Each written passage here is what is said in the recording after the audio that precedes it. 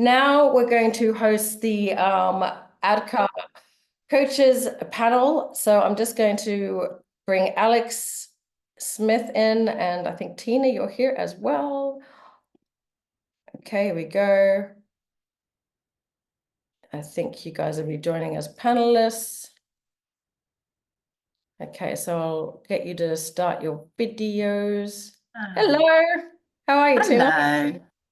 Hey, yeah, very well, thank you. Good to see you. It's good to see you as well. It's been a while. And we got, okay, so we got Tina, Alex, Daniela, and Michael. I'm here, but my video's off. Oh, okay. Ah. Yeah, there Hi, it is. Nice to see you. Welcome. great to see you all, and it's a pleasure to be here.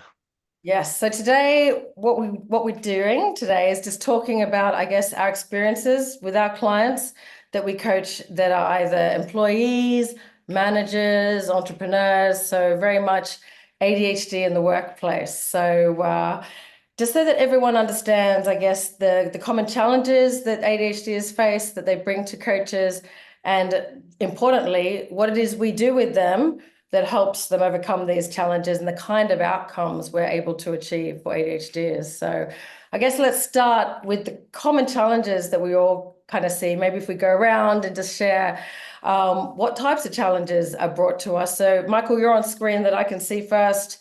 Would you like to share, Michael, what types of challenges your clients bring?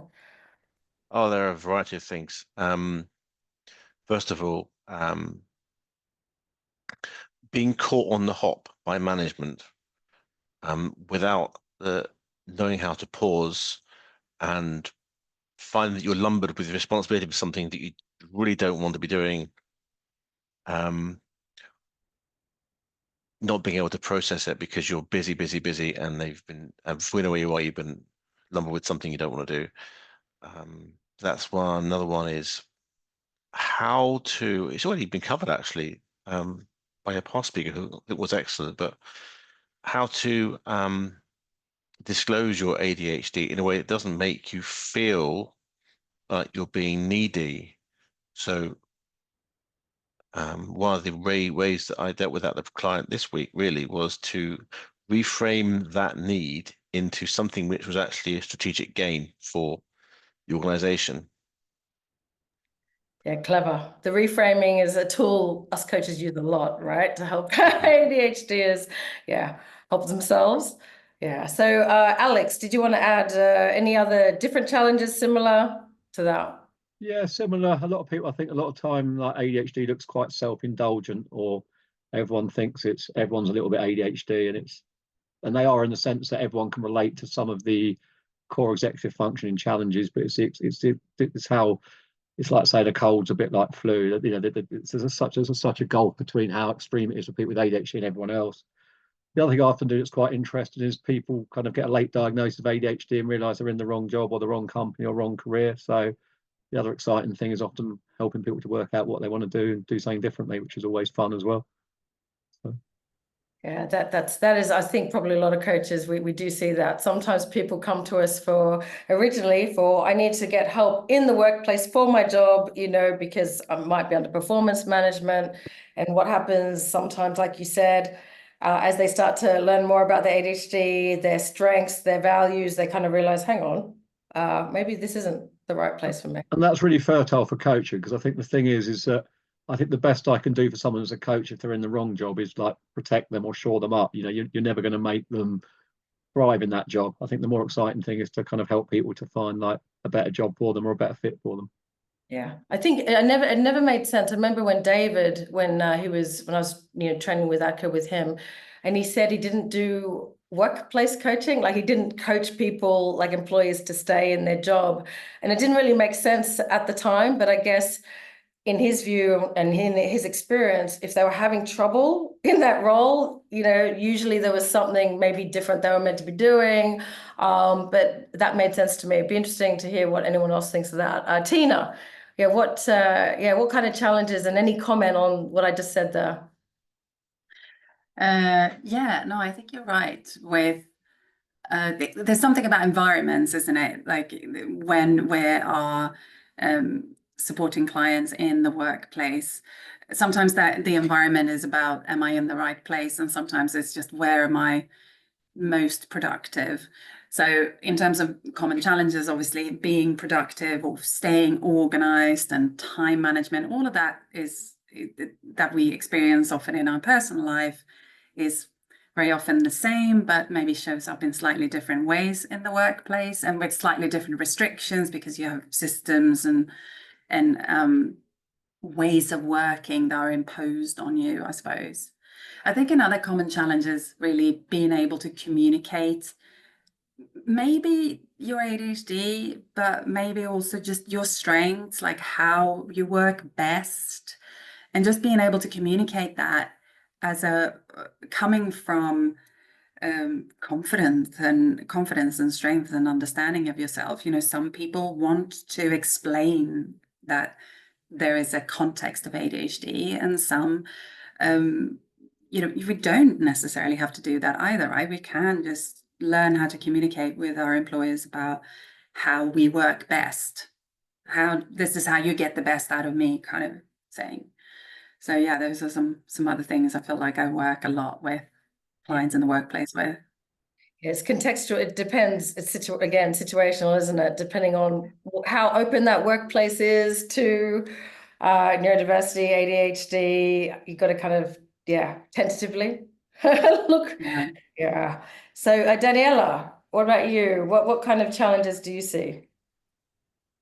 Some of what everyone else has said. So to say something different, one thing, especially with younger clients, is that self-care that needs to happen outside of the workplace. And if that's not happening and they're not set themselves up outside of work, then they're coming into the workday, sometimes rolling out of bed and just logging onto the computer or rushing in late. And, you know, if you're not got the right food to eat either. And when you come home, you're also, you know, it all ties in. And then, of course, your ADHD symptoms are going to be exacerbated in the workplace, and it's going to be so much harder to advocate for yourself and to self-regulate and to organize your time and your day. So quite a bit of that, as well as something that's already been touched upon with Matt, was the RSD that can come up. You know, you get a piece of feedback from a manager, or maybe they're just trying to keep on top of you, and especially if it's remote and you're not actually with them in the office, and that, you know, it might just be a comment that's written that's on the surface level looks really harsh, and they're sitting there thinking, oh my gosh, have I done a terrible job? Are they mad at me? And it can be hard to kind of speak up for yourself and to, you know, be able to have a normal conversation. So that comes back to communication. But, you know, an employee can be left feeling quite isolated with that and hurt. Yeah, no, that's a really good point. The self-care aspect. This is what's difficult, isn't it, with access to work? Because when you apply for access to work, God forbid, do not speak about any challenges that you have outside work, because that won't be covered. You know, it's ridiculous, isn't it? Because everything for us ADHD it's pervasive. So if we're having an argument, having trouble looking after our kids, and we covered yesterday all the challenges, if you've got ADHD, chances are, and Daniela, chances are your child will have ADHD, and that can be very difficult. And that can actually mean that you have to take off time to go and obviously look after your child. It may be, going to appointments, getting assessments. Your child might be school refusing, and that is massively going to affect your ability to come to work on time, be engaged, switched on. So to not take into account that aspect, is just, what does everyone think of that? I'd love to hear everyone else's views on that. I think you're absolutely right. I really do. And particularly when you're I have a client at the moment who's in an extremely overstimulating environment, the lights and the sound, and in also a management job, all of the firefighting she has to do, her brain is working overdrive. She comes home from work late and she cannot wind down. She can't get to sleep because her brain is so active. So actually what's going on outside of work is directly related to how she performs in work, because she's not refreshed the following day and she's having to take a week off sick leave just to avoid burnout. And it's a pattern. So I think that's a very, very good point. Yeah, I'm going to chime in there as well. I think that pattern of burnout, whether you're in a corporate workplace or an entrepreneur, is really common, I think, and helping clients to sort of see that cycle and see the signs of it earlier, so that we can start sort of chipping away at it and stop doing the same thing again. And sometimes people even know, like, I keep doing this, like, how do I stop?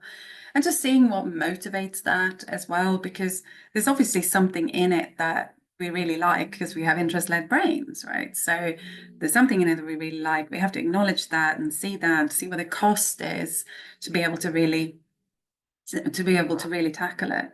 But I agree with Danielle as well. There's, like, I like to call them physical foundations. That's, where we trained as well. Just getting clients to understand how important that really is. That's sort of what I mean by physical foundations. I shall explain. So, like, sleep and nutrition and medication, supplements, movement. I like to call it movement rather than exercise, but they really play such a crucial part in managing all of our emotional regulation at work and how we feel about RSD, and just how we interact with people, and just helping clients to really see that what a difference those things make. Yeah, just to add to that as well, I've got, so funny, we all use different words. I use the word scaffolding for that. And again, sleep, diet, exercise. The other thing I always talk about, I use something called the blue zones quite a lot, which is something I've presented on before for the ADHD Advocate. And I ask clients what their outlets for restlessness are, which is often movement, and also their outlets for either creativity or curiosity. It doesn't have to be big E exercise or big C creativity. It's just having, so for me, it's cycling is one of the big ones, and it's both. The cycling allows me to move, but it also allows me to explore, to devise routes, to meet people. And so that's that one. And then the other thing, I think we were talking about energy as well. I mean, I use energy, the idea of energy, a lot in coaching. I think the one thing that's overlooked a lot with ADHD is I use it as a continuum of 0 to 10. And a lot of people are very aware of the 10 out of 10, like overwhelmed, burnt out, lurching from crisis to crisis, sleepless, things like that.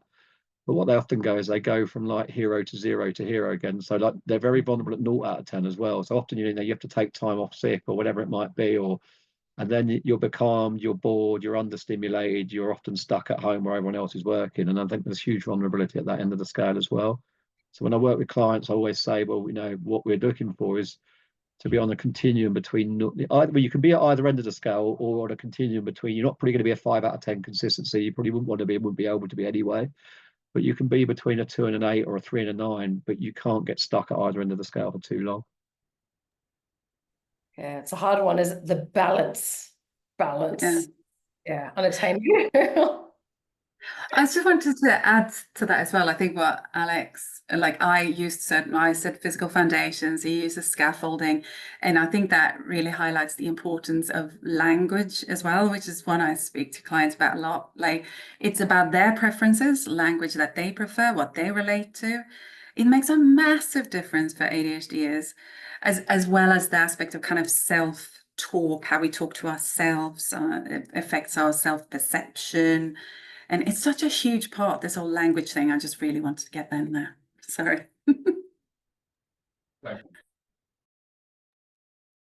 Okay, sorry about that. Yeah, so in terms of what kind of when do you usually see your ADHD clients at that kind of crisis point? What's usually happened? It'd just be good to share kind of maybe some of the trigger events in the workplace. Because I'm sure we've all had clients come to us when, there's risk of them being ousted, they're under performance management, or they just have to leave. Alex? Yeah, I can have a look. So, yeah, I mean, a lot of people they're obviously trying to hold on to jobs. I think a lot of people are very vulnerable when they're performing well as well. I think a lot of people with ADHD are very vulnerable when they're successful, because even things like RSD, I think, often people try to be beyond reproach or beyond criticism. And so that one of the things I say a lot of people do with ADHD is they sacrifice themselves at the altar of corporate dysfunction. So they lose half their team and they still try and produce to the same, particularly when I work with managers, they try and like produce to the same quality or quantity, whereas most other people make an evaluative decision. Well, you know, we've lost half our team, so we do half as much or half as well. People with ADHD don't do that.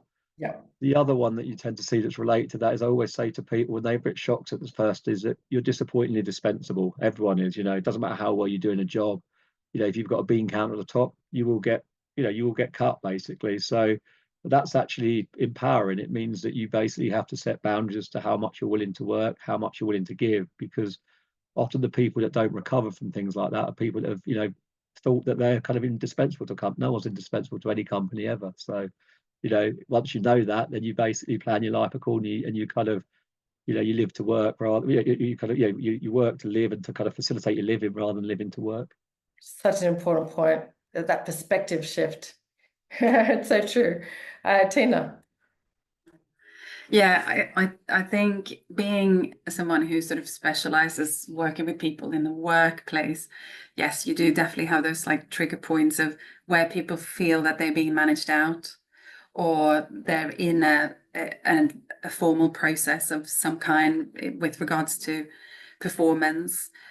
It could also just be like they're feeling like they're not doing well. Like, I recognize this from my last job, and this is where it started to go wrong, and I need to do something different. And they sort of reach out to you then, or they've been given negative feedback that they don't quite know how to interpret or what to do with, or they want to improve it, but don't quite know how. Because I think we've all had that manager as well that sort of says, oh, you've got to get better at this, but can't quite explain what they mean by that and how they're supposed to get from A to B.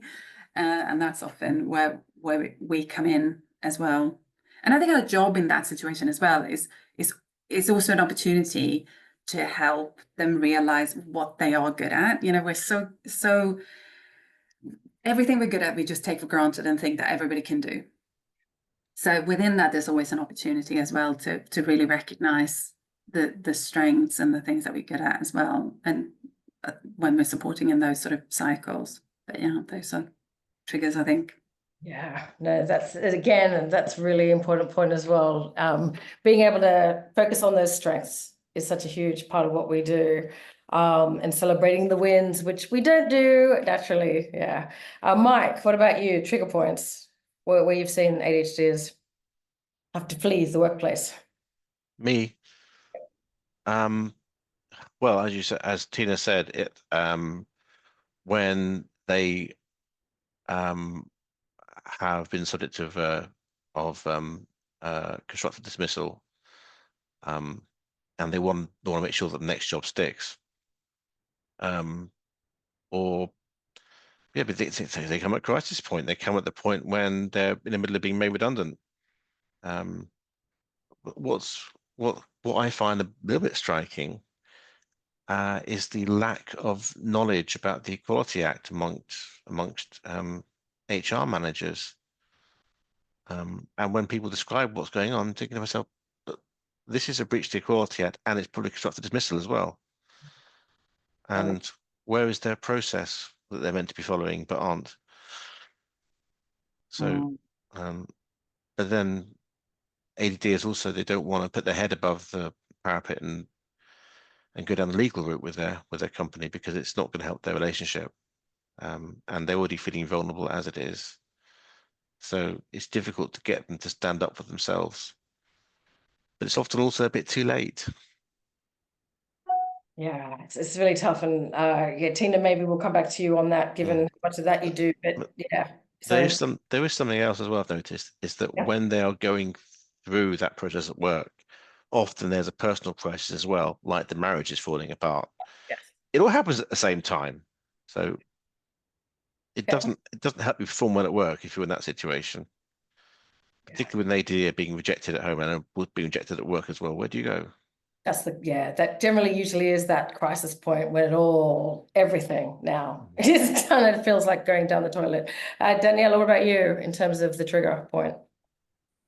Yeah, just jumping on that as well, is if you're not in the right job in the first place, it's not working for you or the company, and you're kind of feeling bad about yourself, then yes, you do need to explore, maybe what is a better career. But in the meantime, could end up in that crisis point. And even more so, as has been discussed, if the company doesn't understand the ADHD and there's no support, they're just expecting you to like act like a neurotypical person and be on time and perform all your duties in a timely manner and not have any hiccups, and it should all just go smoothly. And and that as well, if you're not understood, and even if you've asked for support and you're not getting it, and your manager doesn't get it, and HR don't get it, and they're discriminating against you and making you feel worthless and making you feel like you're the problem, then that hurts. And that's gonna have an, and then even if you are aware of your ADHD and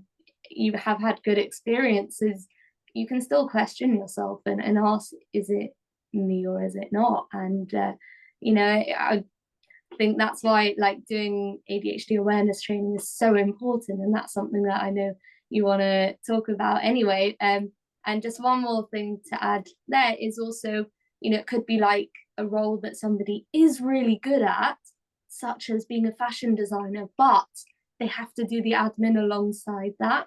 And that's where they get stuck, and that's where they get in trouble, and that's where they also could be made redundant, or they're not living up to their expectations. They do know their strengths, and they just wish they could focus on that only, but the role is not designed so that they can just focus on their natural genius. They have to do the other stuff as well.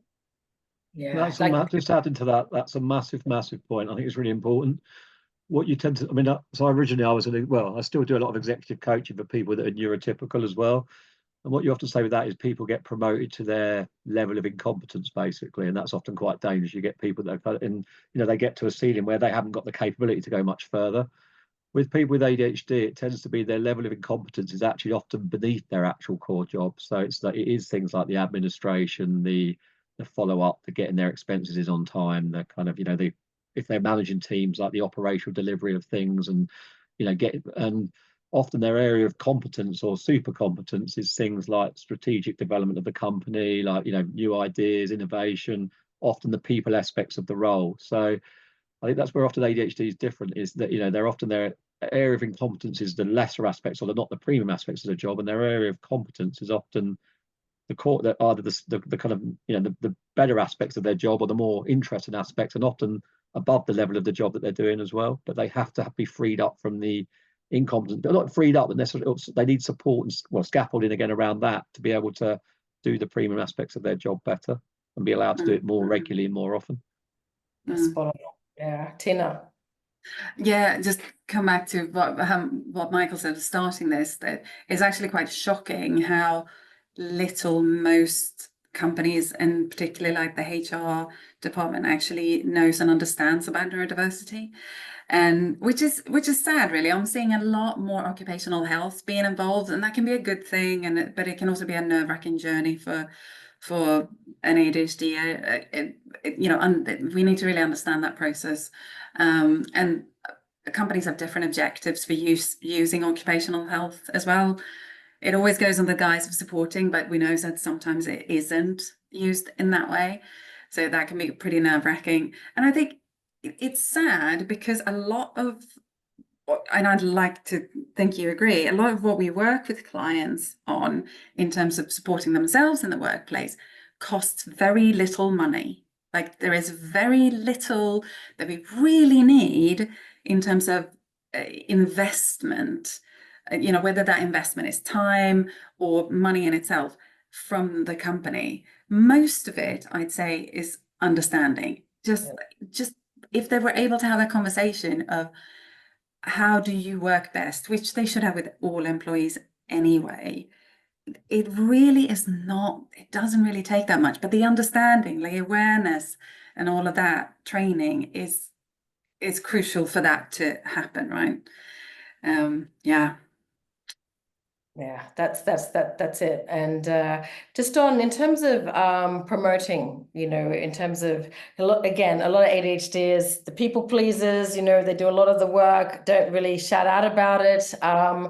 They have trouble negotiating their value. They hate kind of any pay negotiation.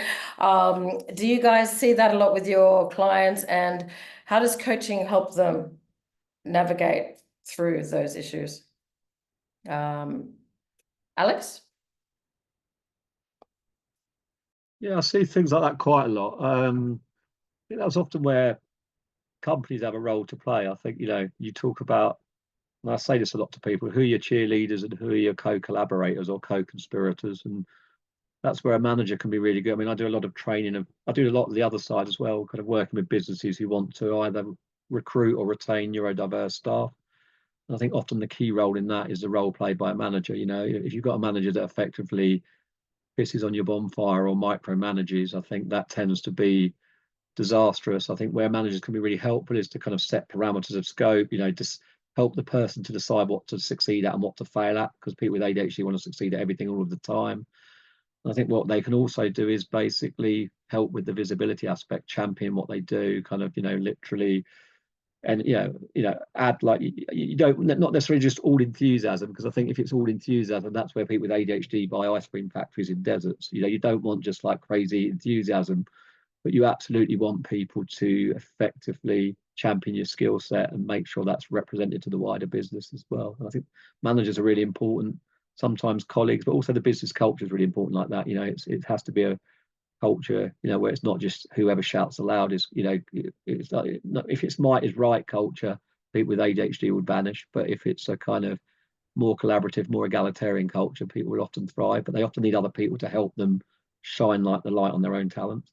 Yeah, body double. It's hard, isn't it? Because, the opposite of RSD, rejection sensitive dysphoria, is recognition responsive euphoria. And I certainly, one of the trigger events that I see with some of my clients is they've seen their colleague get the promotion. Someone, that is less experienced than them, less knowledgeable, haven't maybe achieved the same results that they have. And because, as you said, Alex, perhaps that person shouts louder, again, they've been passed over and they've had it now.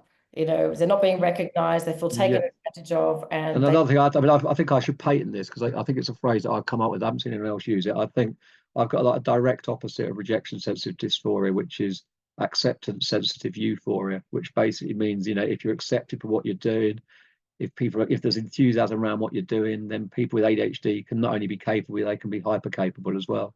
They can be, just like they can be kind of unenergized or kind of, absolutely kind of almost, effectively becalmed to the point of despair by no feedback around what they're doing. They can absolutely be energized by not necessarily positive feedback or praise, but just energy and attention and kind of engagement around what they're doing. They're extrinsically motivated, people with ADHD, and that doesn't mean to say they're extroverts, but they take energy from outside of themselves and the environment. And if people provide that energy, you get so much out of employees with ADHD. Such good points. Anyone want to comment on this? Tina or Danielle? Yeah, I think I heard Barclay or Halle will talk about the flip side to RSD as well in a similar kind of way, because RSD is just, she says, sort of emotional flooding, and it does go both ways. We don't tend to recognize it so much when it's positive, but it's that feeling of like, where we almost can't take our own joy, as it were, and that absolutely exists as well. I think when I have clients who are needing to advocate for themselves, either for promotion or a pay rise, but it can also be just with regards to communication. We often just go through, what is it that they actually want to say? Like, it's just you and me here. What is it that you want to say? What is it that you could, like, your own words and whatever? And we then find that really authentic perspective from, like, because that's always there. We just need to do a bit of digging. And then we look at, okay, how do we communicate that? And it works so well, because when we as ADHDers can communicate something from an authentic perspective, it's much less effort. It's always in our sort of strengths in one way or another. And there's less work when you're actually in the situation later, because you've just embedded, you understand it, and you know it from all different angles, and you can talk about it much easier. So that's how I worked with that kind of, advocating for yourself in work situations, whether it's increases or promotions, whatnot. My penny's worth. Yeah, no, it's really helpful. Definitely using coaching sessions to role play these kind of conversations, you know, and then, okay, let's, you know, how do you think that, you know, went, or take two, what, yeah, it's, it really helps kind of put the mirror up, because I guess that's one of the big things about coaching, isn't it? Is one of the big tools, you know, putting the mirror up, and giving them the opportunity to, you know, do it in a way that will, you know, set themselves up for success. It's really important. It's so hard for ADHDers just to ask for themselves, you know, particularly when it comes to money. And actually, this is good for Michael to speak up about in terms of ADHDers and their relationship with money. And someone in the chat was saying, yeah, how many ADHDs have removed themselves totally from the employment market completely as a result of what you're saying, and only consider self-employment, entrepreneurship, ... and then fail at that. And a lot of the reason why they fail at that, I've seen, is you know, well, now they're not just getting the salary, they're now having to manage and run a business, and you know, they've got to watch a budget, and they've got to, yeah, it's difficult. So Michael, obviously you come from you know, a financial background. Yeah, what do you see with this, with the ADHDs? Oh, it would take hours to talk about it. But thank you very much for that interaction, Stephanie. Whole lot of things. First of all, ADDs tend to make financial decisions based on how they're feeling in the moment. And they budget based on how good they feel at that time, how confident they feel at the time. Doesn't matter what's in the bank account, it's irrelevant to them until they see the statement or they find the card doesn't work when you go to Tesco. But it's also about the way they organize, having the scaffolding in place, having the systems there so they know where to log their expenses so they can see, well, you know, what's my run rate. But it's also about this kind of self-judgment around money, that if I were to look at my budget, it's actually a way of judging. They feel like they're judging themselves, and they're gonna avoid things that are gonna involve self-judgment. And they're so overwhelmed anyway with just being in the business that they don't get time to get off the business and look at the financial stuff, and they want to do it anyway because they feel it's a way of feeling rejected. So there are a whole lot of things there that, and then the other thing is there are a lot of tools available to help people manage their company finances and their personal finances, but they're quite complex. And what I'm finding works best in my experience, also with clients, is keeping it kind of high level, budgeting week to week rather than budgeting over longer periods. These are my fixed expenses are going out. I've got to have money in there to deal with those. And then over here is the bit that I can use for investment or for one-off spend. And maybe the money that goes in there, you know, once a week. So that if you run out of money, it's only going to affect your decisions for the next week, the next few days. So having the right tools, not getting too embedded with spreadsheets, which are really creative. Oh, yeah. Some ADCs love them. Some ADCs, you know, I don't think they actually get off the spreadsheet though to actually do any real management of their money. What often happens is that people they love the creativity of creating this really elaborate spreadsheet, and then getting into hyperfocus and diving down something that isn't really going to help them, but it's kind of related to the budgeting. Look what I've done, they say. Look at my spreadsheet. Yeah. But then come back at it in a month's time, look at it, and it'd be so overwhelming. They won't have a clue where to start. So I hate spreadsheets and I hate budgets. Just keep it high level. Separate your overheads, your ongoing costs from your discretionary spend, and to manage discretionary spend, money has to go in there, you know, week on week. But something else, having an accountability buddy to look at the money is great. Yeah, and it's not just this is the thing, like you'd think, okay, well, I'll get an accountant, you know. So now I guess talk about entrepreneurship here. But you think, okay, so I know I'm not good at managing money. Money's not, like, definitely. I did a finance degree.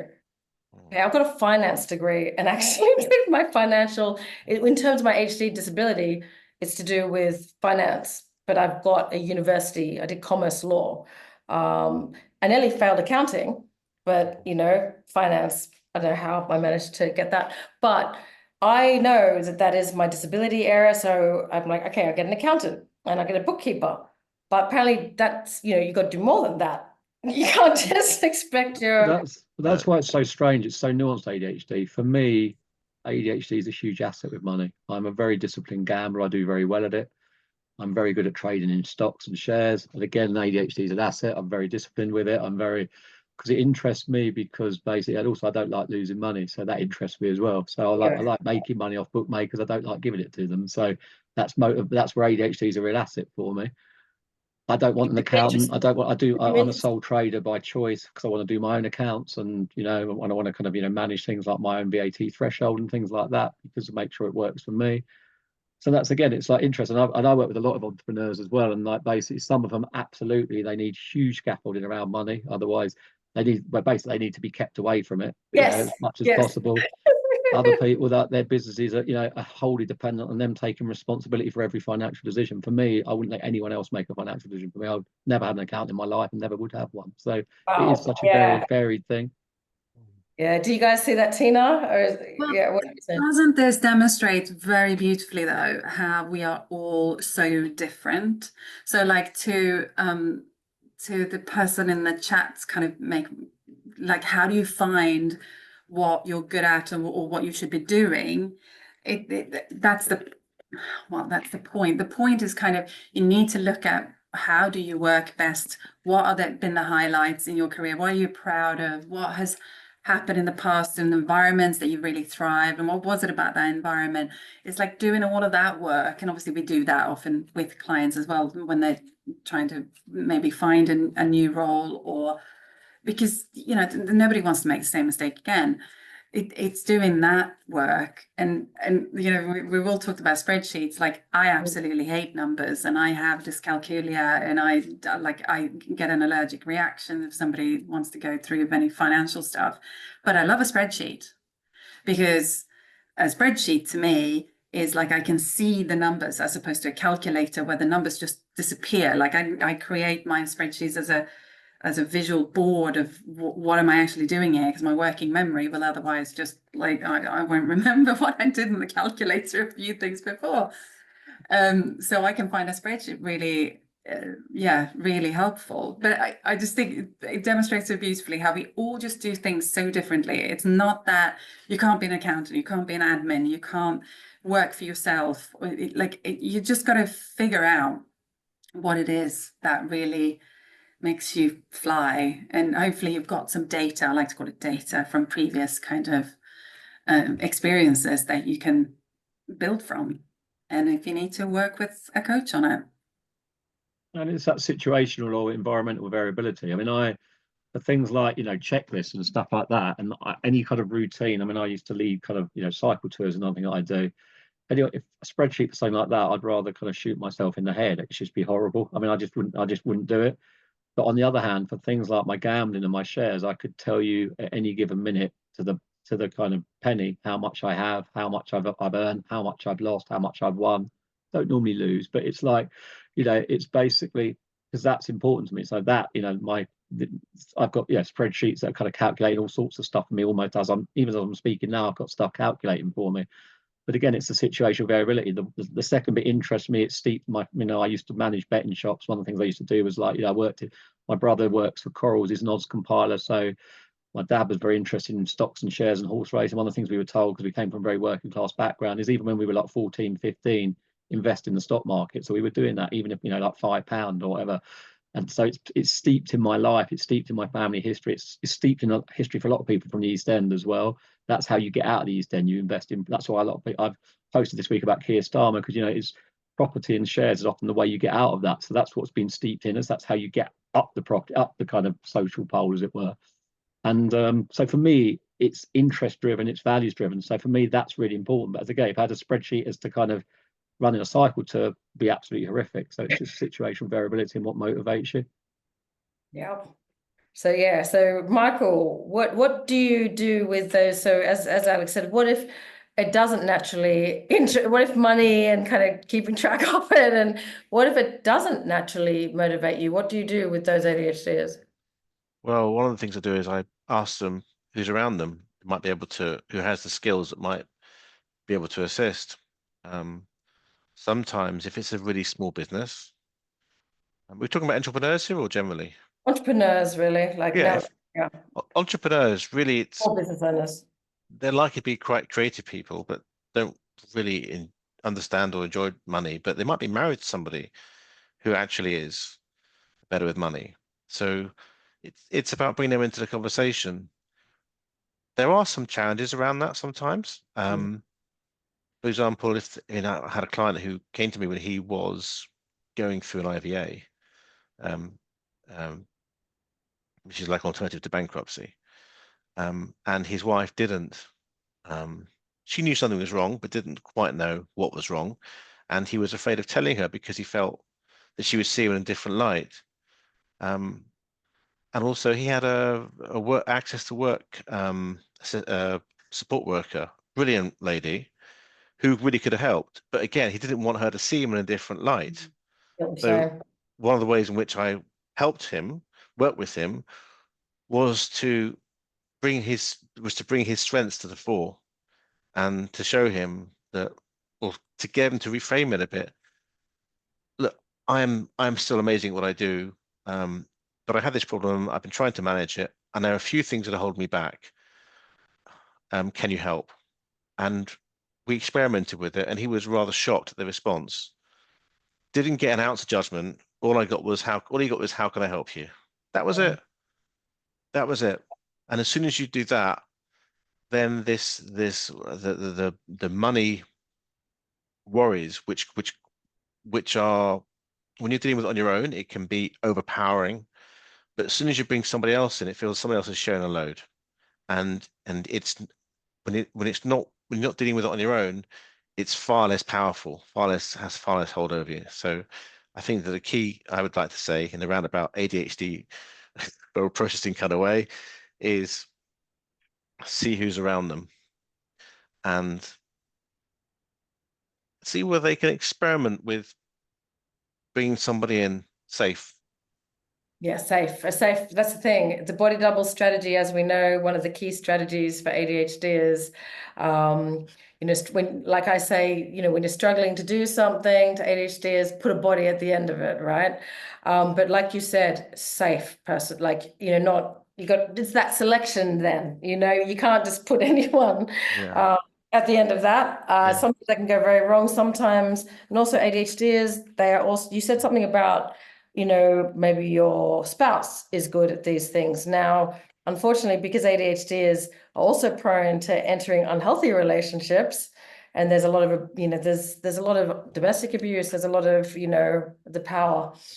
That unfortunately sometimes can be, one ADHD may need to use that spouse to help them fill in that gap, but then that can also be a problem. It can be, absolutely. So is it okay if I share an experience around that? Yeah. So I have a client who,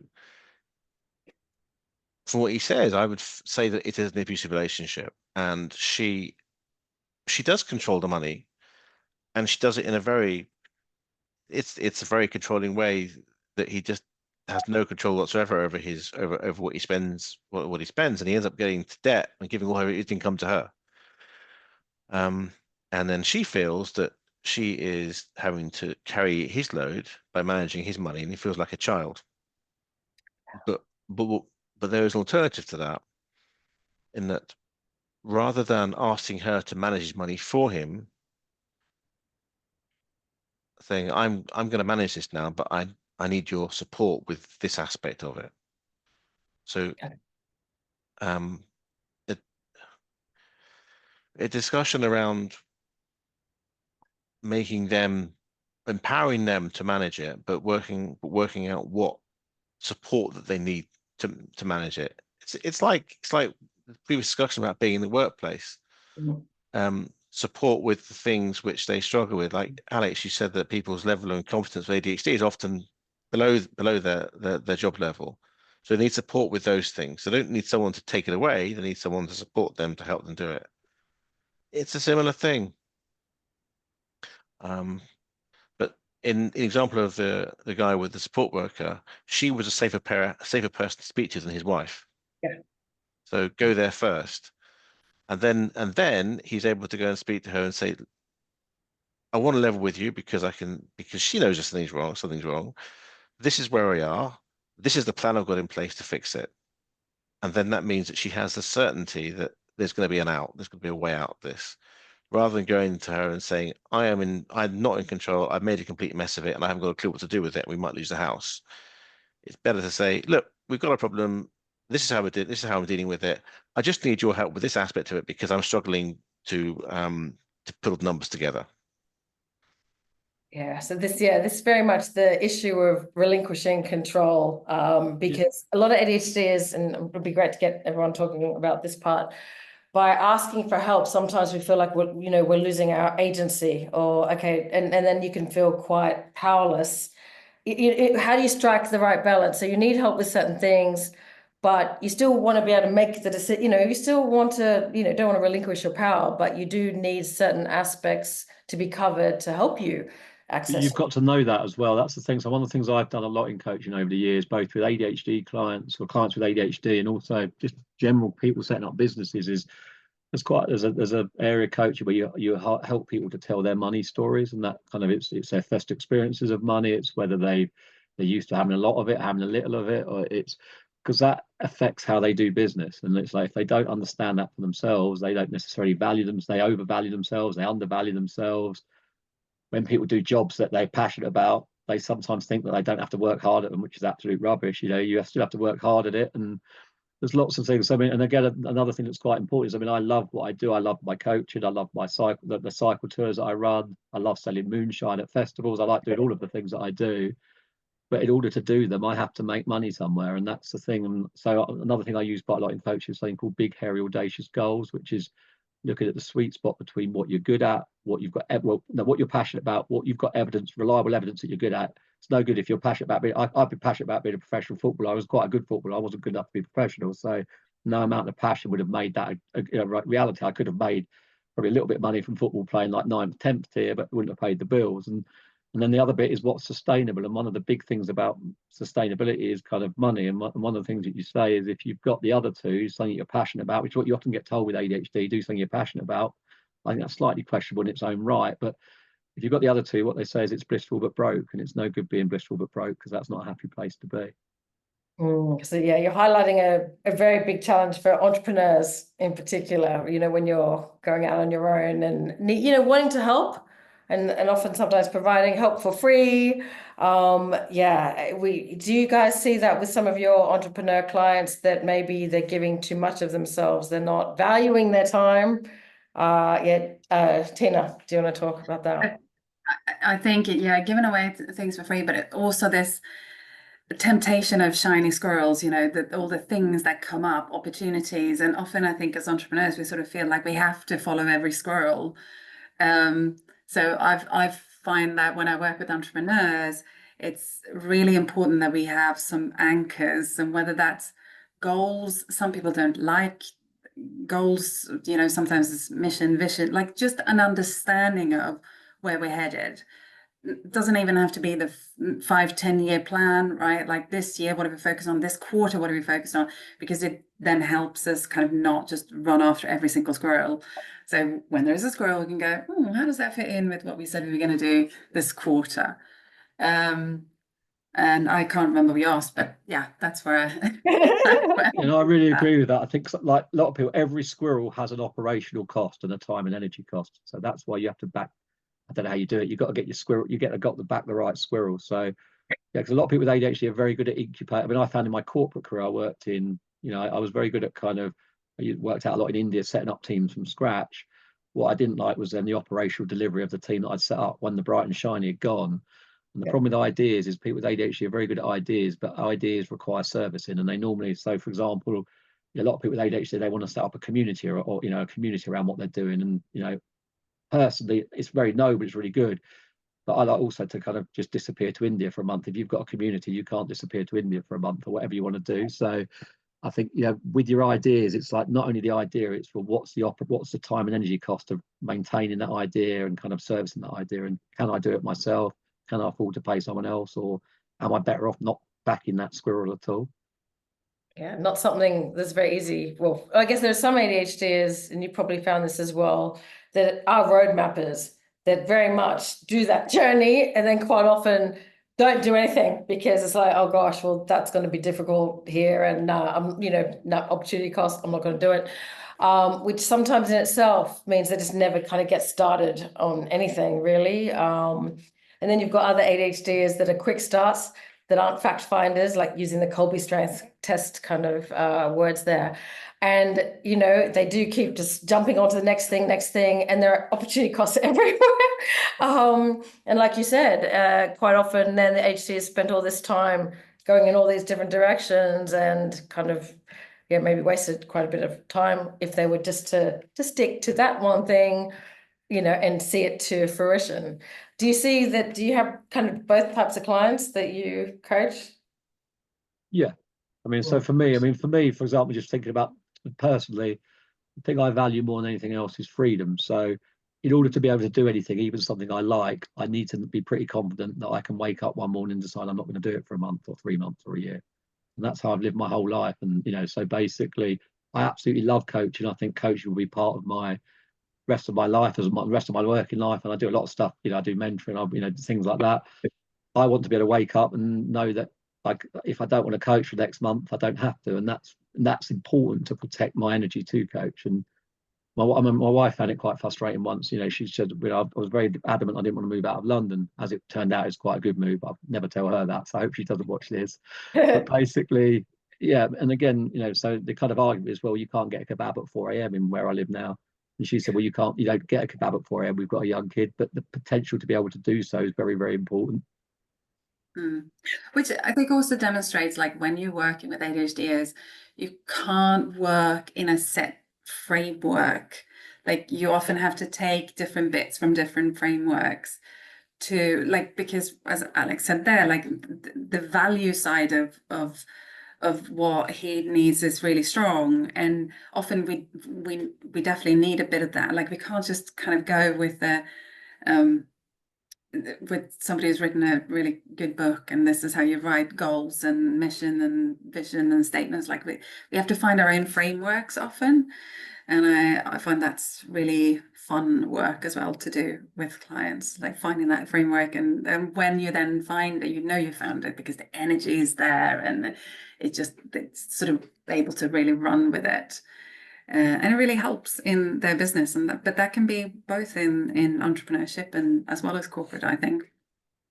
Yeah, it's the beauty of coaching, isn't it? That it can bend, you know. And as a coach, I think one of the things I always do is, you know, I will often send something to clients, and it's very important, I think, as a coach, I give them permission to just come back and say, thanks, Alex, but no thanks. So I'm going to use this bit and not that bit. You know, I think I always say to anyone, I'll say, well, I recommend this because it's either helped me or it's helped a lot of other clients in your position. But dice and slice it, come back to me and say that bit resonates, that bit doesn't resonate. Or even if I summarize a coaching session, I'd often say to people, feel free to come back to me and say, well, you've represented that bit wrong, or even you represented it right, but that's not what I meant to say. You know, always encourage people to effectively reframe. I think Tina said earlier about allowing people to use their own language. It's better, you know, some of the language I use in coaching, clients have taught me. Coaching is very much a partnership. They say, yeah, you know, I mean, you know, there's 5 or 6 things that, you know, client says, this is how I approach it. That's not, that makes sense. And I use it in coaching, but it's very important that people frame their kind of strategies in their own language and their own frameworks, basically. definitely. Yeah, such an important point. Michael, anything on that? Well, it's the only thing I can really point to is that, you know, a lot of I'm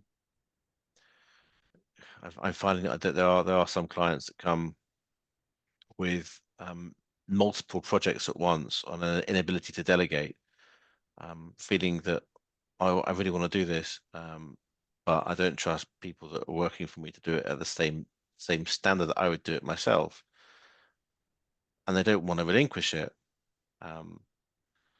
because they don't want it done by somebody else at a lower standard. All that leads to is burnout.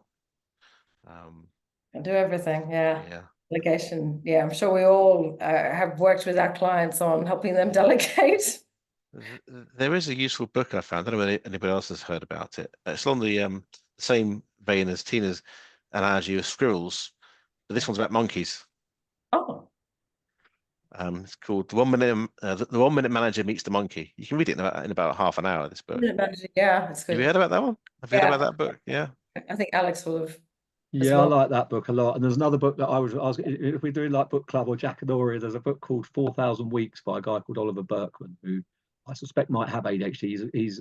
It's about he's basically an anti-time management person. So he kind of helps people to manage their time. So 4,000 weeks is basically how many weeks you've got of life if you live to 80. You've got 4,000 weeks basically. So you've got to use them well. But one of the things he says at the end of the book, and I won't spoil the whole book, but I mean, I use it a huge amount in coaching. He's got like I think it's a 10-point recommendation. One of his 10 points is you've got to decide in advance what to fail at, and that's really important. So to succeed in one, so for example, if you're a parent and you're on school holidays, and because people they actually often think in terms of forever decisions, it feels like a decision forever. So if you're on school holidays, you want to have a good time with your kids, you might have to fail at your job for 6 weeks. It's not saying that you're failing at your job forever. If you want to enjoy your holiday, you might have to kind of make sure your phone's at the bottom of an ocean or something like that, so that you're not getting contacted. And if you don't decide in advance what to fail at, you'll basically dabble at everything and won't succeed. You won't be present in anything that you do. I love that.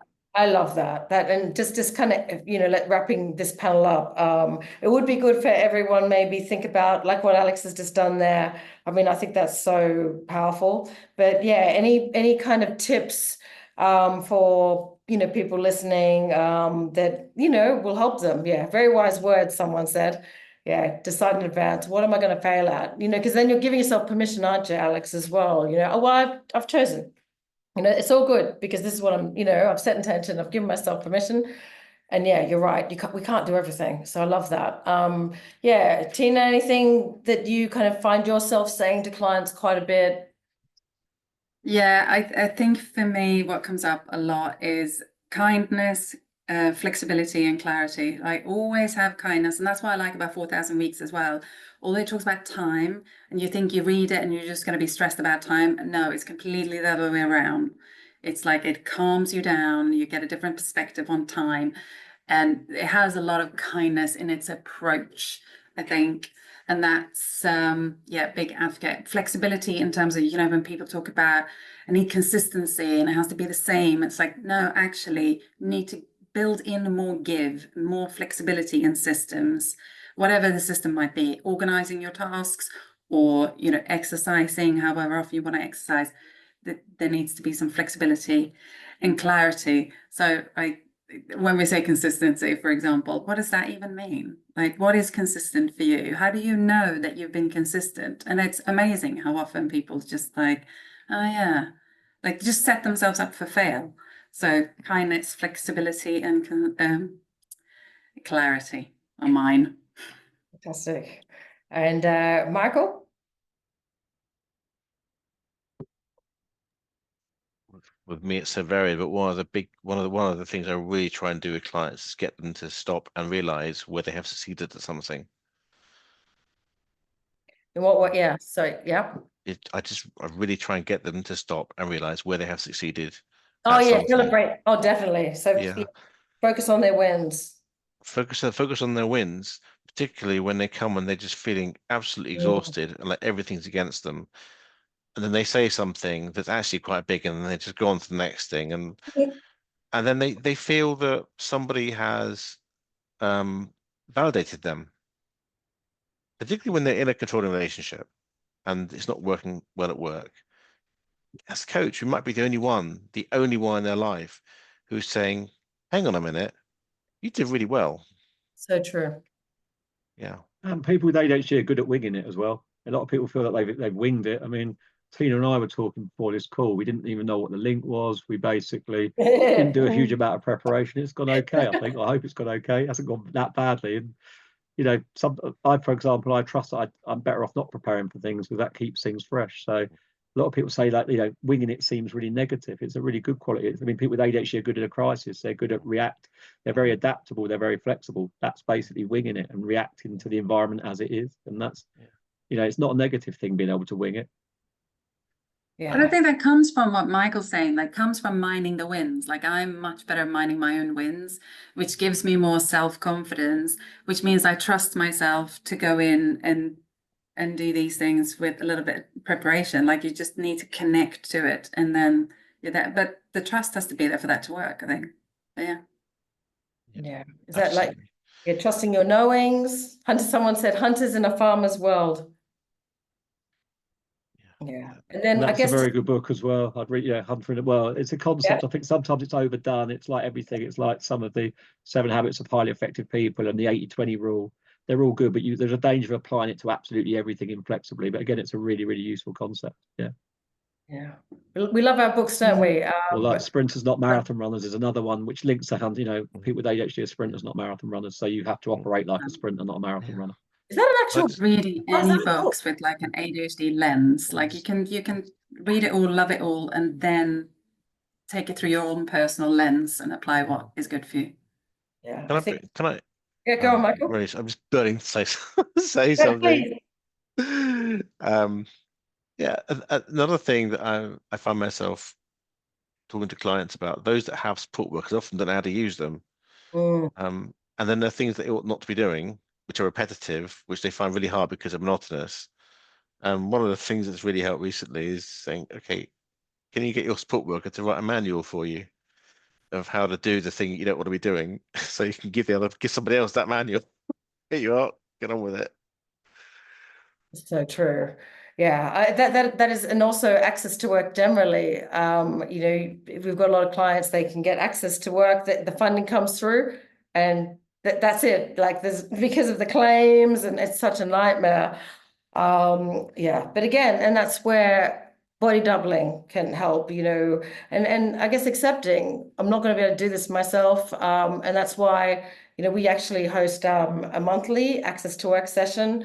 If you go on our website, you can find it and just join, and we get you through, you know, the session. And yeah, it's so important, isn't it? Like we're to identify and accept this is just not something I'm going to be able to do on my own, and lean into interdependence. It's yeah, so important. But thank you, guys, for coming. And yeah, hopefully everyone can see how powerful ADHD coaching is. Maybe just before we leave, because I'm still waiting on one of the clients to join actually for the next session. If you guys have got time, maybe just sharing the kind of outcomes you've been able to achieve for your clients. So yeah, Alex, what kind of outcomes have you been able to achieve? Like I've had people do amazing career changes. I helped them do, you know, really, I mean, interesting things. I've had magicians. I've had people that are, yeah, I mean, 2 magicians, singers, a lot of people like furniture makers. People have gone from corporate roles to non-corporate roles.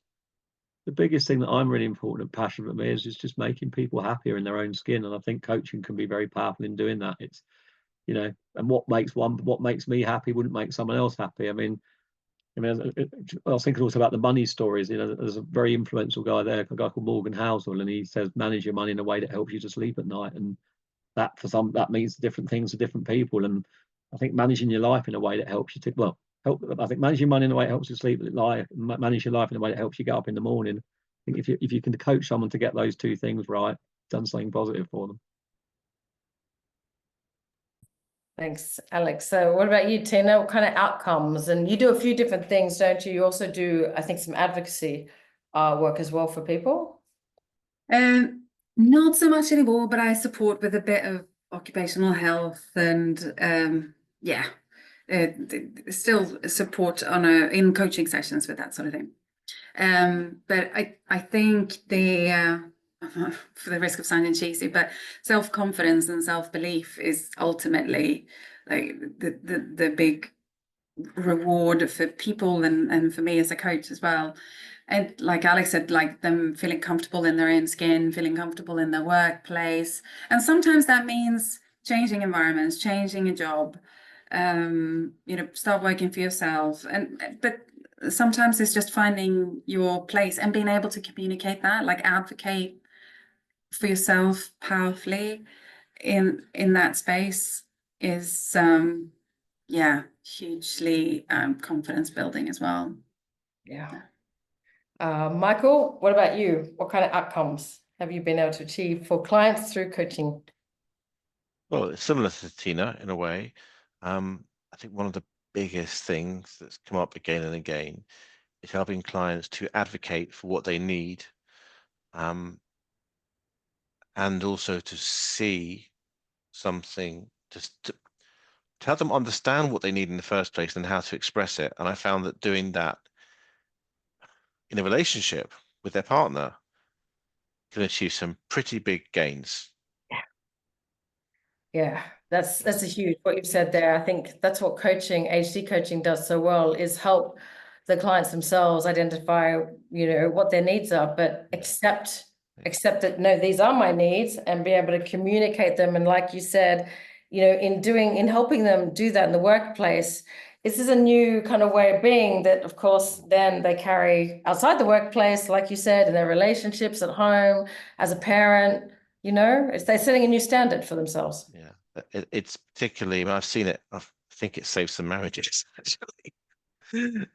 And unfortunately, on the other side of that, may also end some marriages in terms of if the power imbalance, if it has been Yeah. long way around, and the ADHD is starting to understand, well, hang on, these are my needs, or this is the standard to which I should be treated. It can sometimes, Is that a bad thing though? Well, No. I don't think so. I don't think so. But we're not to say, guys, that us ADHD coaches are breakers of marriages. That's not what we're. No, but I think one of the things I do, I'm not a relationship coach per se, but I've done quite a lot of relationship coaching or working with two people in the same relationship, or people where one person's neurotypical and the other person isn't. And what you kind of say, there's lots of truth in between the two, but the two things that they can't do and you can't say it's just my ADHD. That's not reasonable. You can't say every single thing is my ADHD, so I'm not going to change at all. On the other hand, the person with ADHD can't be neurotypical either. So, so basically, that being forced to like operate in a neurotypical way, they're just going to drown. So there's thousands of truths between those two extremes that can work. Yeah. It goes back to the ability to, or the need to both be able to look through the right lens, to understand each other, to adapt, to adjust expectations is huge, isn't it? I mean, I found quite often in the workplace, also obviously relationships, is that inability to set expectations clearly and early, that really gets us. Does anyone want to talk about that? So we're now, if you guys are around, it'd be great to like keep talking for the next 10, 15 minutes. Because it'd be great to also talk about awareness training. Yeah. This is the ADHD adaptability. Come on, guys. This is where we are. Let's adapt. Try this out now. Yeah, but anyone want to talk about, I've now forgotten what I just said. What was I saying? I can talk a little bit about awareness training because I do bits of it, and I also do Let's quite talk a lot about awareness training. I do a lot of kind of coaching.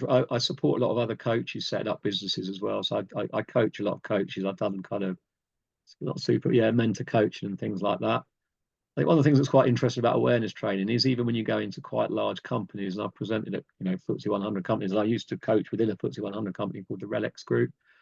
And like one of the things my first question always on those courses is kind of what's the single biggest adaptation that you can make for somebody with ADHD or autism or whatever I'm presenting on. And they do all sorts of things. People come up with all sorts of wild and wacky things about like hybrid working and kind of noise cancelling headphones and this, that, and the other, and all sorts of things. And ultimately, at the end of it, I say just ask the person what they want, basically. It's not revelatory. They never do. And like, even like universities, or where they do a lot with kind of, I don't work with young kids, but I work with like a lot of graduates, postgraduates, PhD students. Often they have, very kind of developed like SEN programs at universities, but they don't ask. It's a one size fits all approach, and they, someone might want Dragon software, other person might not. Someone might like mind mapping. I personally hate mind mapping, but you might read somewhere that mind mapping for me is a disaster. It's a curiosity rabbit hole that I'll disappear into for weeks. So, but again, it's asking people what they need, and rather than just saying, well, this is what people with ADHD or autism need, because it's not a neat spectrum. I don't think these are one thing. There's lots of stuff that winds around them, like genetics, like physiological stuff, like trauma. You've got 1,000 people with ADHD or autism. It's 1,000 different people. It's not 1,000 people with one condition. Really important. Yeah. Tina, did you want to talk about the importance of ADHD awareness training? be alongside the And coach.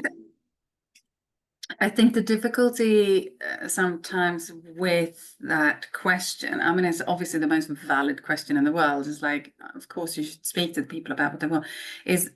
I often get clients that sort of go, well, I don't know what I want. Or not what I want necessarily either, what I need or how I work best. So I think it comes back to that kind of, you've got to do a bit of work on yourself as well. And when I say that, like, it doesn't necessarily have to be with a coach. It's a professional that can elevate that pretty quickly. But just having conversations with people or writing down the things that you know have worked in the past, even if the whole thing, you know, often when I talk to clients about systems or like task systems type things, they'll sort of say, oh, well, I tried this software and that didn't work. But it's never actually that. There's always elements within what we've done before that worked and elements that didn't work. And then we throw the baby out with the bathwater. So it's kind of really digging into the data around what worked and why, and understand that to be able to understand how we can maybe help ourselves either with aids in the workplace or with you know, support, body doubling, or it's and it's great if that can be a conversation as well between as the employee and a manager. It's fantastic when that happens. Yeah, and they feel supported, and it's just easier to have somebody to talk to. But yeah, so doing that work and kind of find a way of figuring out what might work for you. Yeah, is definitely what I would just adding to recommend. that, because I think that really resonates with me. But what I ask, particularly people that have got a late diagnosis of ADHD, is I ask them to reflect on what I call their maladaptive adaptive strategies. So what they've done in the past, because a lot of people, if they're not in jail and they're not dead by the age of 45 with ADHD, they've done something right. And basically, so what you get people to reflect on, because there's lots of negative outcomes, and you know, what you get people to reflect on is, well, what have you done in the past to get to where you are? Because, you know, even having not known you've got ADHD, and people might say, well, I drank 6 pints to kind of write an essay, or I was, you know, addicted to cocaine, or whatever it might be. But there's, in that strategy, there'll be something that they need. The cocaine might have slowed them. You know, I went to a thing recently when one of the kids said, oh, you know, must be great having kind of legal access to amphetamines. Is referring to ADHD medication. And I said, yeah, it helps me hang up my laundry. You know, that's what it does. It doesn't make me kind of like a party. I mean, I'm a party animal without amphetamines. I don't need that to like do my kind of, it helps me do my tax return. And he was like, his jaw like hit the floor. And it's like, and that's the thing. It's like, you know, so if cocaine or alcohol or gaming is what makes you kind of steal your mind, it's like, well, you've got one option. You can potentially keep taking cocaine, but what you might want to find is a better option that does the same thing, or another option that does the same thing some of the time. And that's kind of, you know, what's really relevant is, I have parents will ring me up and say, you've got to stop my son gaming. That's the wrong question. It's like, well, we've got to gamify other elements of their lives so it works for them, because there's something in gaming that works for them. And that's, I think, how you manage ADHD. It's like you work out what, you know, what works some of the time, like Tina has said there, and it's systems like they might fail, but you know, you might just have to get a new app for a bit that does all, like, you know, not do it perfectly. Or if you've got a diary, I mean, I'm good with diaries, but my diary for January is perfect, and then it's blank till March, but I then just accept that and just do it again in April. And it's like, you know, it's not, you don't have to have completionist systems, you know. Another one, of those examples, I use something called NutriCheck, and I don't need to do it every day of the year. It makes me realise that eating a chocolate orange at 3 a.m. is going to make me fat. And once I've realised that, I stop eating a chocolate orange at 3 a.m. So I don't need to kind of be filling out everything I eat for like 6 months, but use the systems kind of creatively as well. They're all such important points, like in terms of, yeah, there's clues there. And I guess as a coach, you know, one of our big roles, we listen out, you know, we hear, and then we bring it out. And like you said, there's something there, and then we can help unearth it for their benefit, definitely. Michael, anything on this? I think that Alex and Tina have made some very, very important points, and I would agree with all of them. In addition, I would probably just say that ADHD, although everyone with ADHD has some similarities, it's different for everybody. Everyone experiences it differently. And that's probably why it's so difficult to explain to an employer what it is, because it's not like a broken leg. My leg is broken. it can be 10 different things that come out in 10 different ways to anybody else. So it is really about finding out, seeing where your challenges are, and as Alex said, looking at your maladaptive adaptive strategies, seeing what has worked in the past, and saying, well, how can we take that from there and put it over there where there's a problem, and what can your employer do, or what can you have done or do differently in your work environment to fix it. Yeah, and unfortunately though, with ADHD, as particularly entrepreneurs, it's that problem of space, creating space to process and pinpoint one of the ADDCA models, process, pinpoint. And that is where ADHD coaching is massively beneficial, because you're holding that space, the person's kind of committed to that time. It's in the diary, like we say, if it's not in the diary, not the calendar, it's never going to happen. So carving out space is really important. There's one thing. Can I add to one thing? You mentioned there's a monthly access to work group. Yep. It's really a question for the other panelists as well. Well, in my experience recently, access to work have been limiting the things that they will and won't pay for a support worker to do. Mentioned body doubling a lot, and in my conversation with them, they said, "Oh, we don't cover body doubling anymore." Yeah. I mean, so it's one thing knowing what you need, and you also have to find a way to present it in a way that we get the funding for it, even if it's saying you need something else so you can get the thing that you do want. I wonder if anyone else had a similar experience. And maybe that's a good one to end on, access to work, because as you were saying, as Mark was saying at the beginning, it is amazing that in the UK there is this support for ADHDs in the workplace. It's amazing in terms of being able to access ADHD coaching, assistive technology, and previously at least some support for admin, support workers that can help you out with that. But yeah, what we are seeing is a clampdown. And PIP as well. PIP's another one. I think both of those are now that what they're trying to do is almost by stealth make it so difficult or so onerous to get the support that you're entitled to that people give up before getting it. I mean, I agree. I think access to work is a really dangerous subject in some ways because it changes all the time. I mean, I agree with Michael. Yes, I'm seeing much more of that in terms of a clamp down, if you will. But at the same time, I don't want to discourage people from applying because it's still a very good scheme.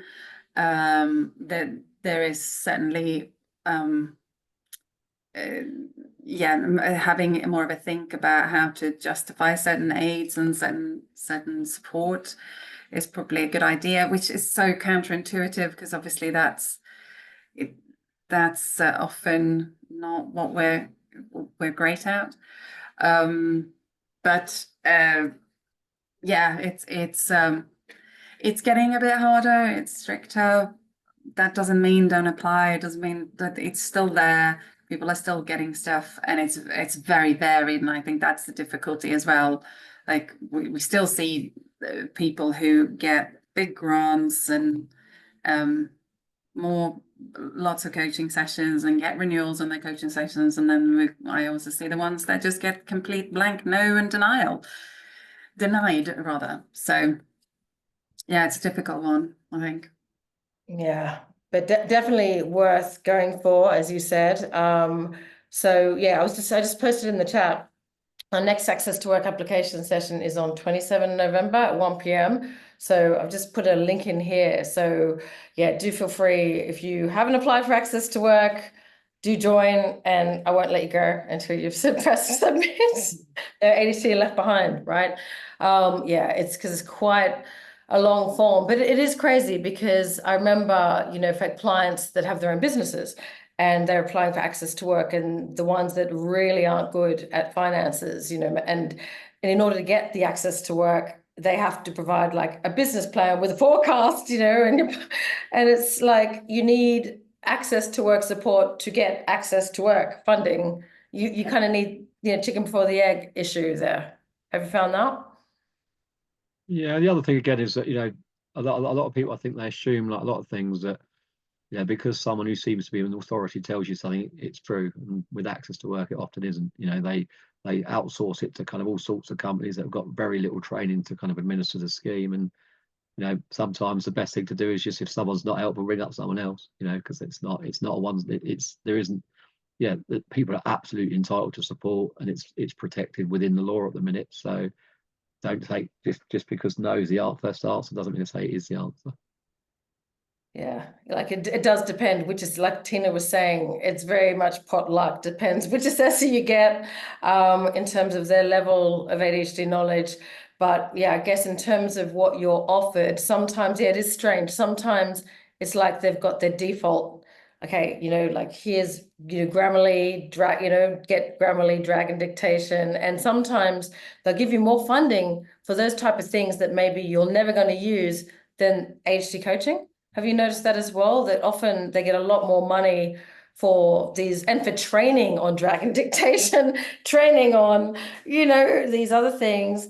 But in terms of ADHD coaching, less hours than actually the training hours for these, software, which ADHD is just, you know, I mean, 3 hours sitting through 3 hours of drag and dictation training. I mean, how many ADHDs actually will take that up? Well, I had a client recently that had been offered 6 4-hour coaching sessions, but they had to do it 6 times 4-hour coaching sessions. So Oh no. I ended up doing a quote for that, and then we just did whatever kind of 4 times 6, 24 times 1-hour sessions, because once it was signed off, it was signed off. But I mean, again, that's just absolutely ridiculous. I mean, 6 times 4. Did they 6 actually? times 4 hours, and they were told they had to have like 1 a month, and it had to be 4 hours in one go, and it's just stupid. But you know, but again, there's ways around it. We ended up doing it and then doing weekly coaching sessions for an hour. So there are ways around it once it's signed off. Yeah, I think that's an important message as well. Usually, if they try and, you know, suggest a certain coach or, you know, certain way of coaching, if you know what you want, and obviously 6 times like 4-hour sessions are not going to be helpful there, you can then just use the level of funding they give you to choose your own coach and you know, whatever format is going to work for you. A lot of ADHDs that apply for access to work don't realize that. They feel that they have to just, you know, take what they get. You don't have to take what you get in most cases. I mean, from what you're saying, Alex, I didn't realize that they would insist on that format. I've not come across That's that. the most extreme. The one that I've also seen a lot of now is they're offering 12 times 2-hour sessions. And I mean, again, what I tend to do with that is do 24 to, well, I would do 2-hour sessions if people want it. I don't think you're going to get the best out of me if you've got me sitting there for 2 hours, but there you go. I mean, my limit's about an hour and 15 minutes. And unfortunately, sometimes the coaching that they provide to some of these coaching people, they're not getting coaching. Like, I don't know, have you guys heard anything from clients, any feedback of, Tina, what are you This hearing? is a real problem. I had clients come who have received coaching, and they've gone with usually a bigger company that provides, not the Advocate, but that say they provide coaching, and actually it's just an education. It's like an interactive book. It's like, these are things that have worked before. You should break down tasks, and you should try this software. And it's like, that's not coaching. Coaching is us having a conversation, reading you, understanding your brain, you understanding your brain, so that you learn something about yourself. It's not tips and hints and strategies, you know, given off the shelf that might seem valuable if right at the beginning of your journey, but it comes back to like the knowledge of those things isn't necessarily going to help you. It's how to utilize them, how to leverage what you know, that's going to help. Yeah, and I've had a few clients actually sort of come from that and not had, it's not helped. Luckily for them, they've been like, this isn't right, this isn't working for me, and they've stopped it and they've gone looking for something else. So if you're one of those people out there, know that also if you've started with someone, you don't feel it's right, there's usually a way of getting out of it and finding something and somebody that works with you, you know. Yeah. More Anyone else? way. Yeah. Anyone else seen, experienced that with some clients that come to you that they've received, just, you know, told to do this and this and this for 2 hours straight? Have you guys had that, Alex or Michael? I haven't had that, All right. that I have come up against, oh, well, you've got a coaching budget, but it needs to be used by this point, Yeah. and they won't extend it. So when you get your grant, it's often, I think one easy thing to do would be to ask to have a deadline as long as possible, like have it a year or something. Give you a chance to go and find the right coach, and you have the sessions over whatever time frame you want to have them. Particularly if they're saying, you've got to have 6 4-hour sessions. I mean, then you can, and also you can ask them to put a marker on the grant to allow you to spend it flexibly. Yeah.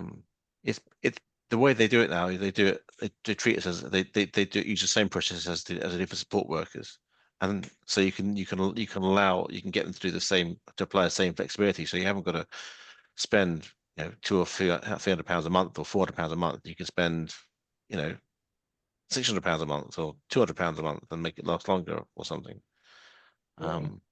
And then the other one thing was that if you are in a position where your grant has run out, there's a period of time, I'm not sure if it's 6 months, to claim the money from your grant. So you can always backdate it. Yeah, access to work is a process, but like Tina said, it is definitely still worth pursuing. But definitely, if you are going to be looking for an ADHD coach, and the David Gewerk really made, and actually having that recording from David Gewerk, I'm so sending that to Access to Work. It's really important to go with a certified ADHD coach, and that's why we've got the panel ADDCA coaches here. That we know what we're doing, and I think some of the non-certified coaches that haven't had the training, that just provide these strategy. The problem with that is that when an ADHD goes, okay, so this is what I meant, this is going to help me, then it doesn't. And then the story, because we're all about helping our ADHD clients tell a new, more empowering story about themselves. Whereas by employing that kind of approach, well, yeah, this is what you do, then it's another story of failure.